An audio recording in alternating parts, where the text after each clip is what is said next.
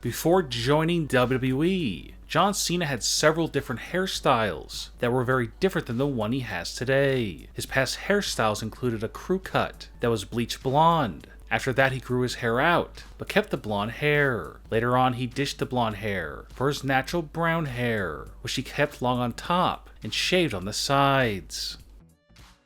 Roman Reigns has always had long hair in the WWE, but when Roman was a teenager, he had a shaved head and looked much different than the Roman Reigns we know today. James Ellsworth wrestled as Jimmy Dream before coming to WWE. His character wore makeup, carried a can of hairspray to the ring, and sometimes he had spiky blonde hair. Ellsworth played this character from 2002 to 2016, until he made his WWE debut in a match against Braun Strowman. Back before Kevin Owens joined WWE, he was known by his real name on the indies, Kevin Steen. He was much skinnier and did not have a beard.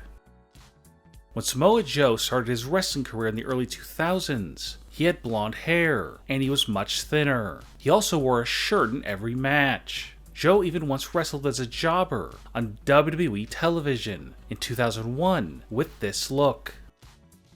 Nia Jax is one of the most successful female wrestlers today, but before her wrestling career, she was a basketball player and model. She looked much different back then compared to today.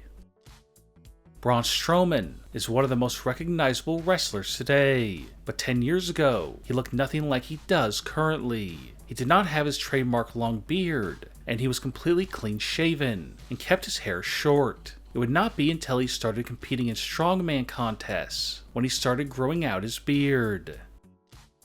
Shinsuke Nakamura didn't always have long hair as a wrestler. For most of his career in wrestling in Japan, Shinsuke had short hair, and he had no character of any kind, and he was very normal acting.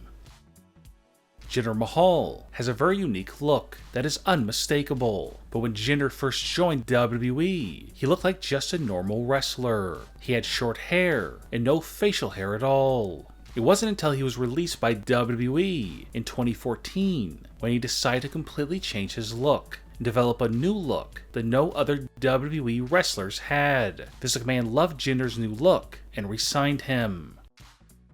Drew McIntyre has put on a lot more muscle since his early days of starting out in pro wrestling. Back in the early days, Drew was clean shaven, had light brown hair, and usually wrestled with his hair in a ponytail.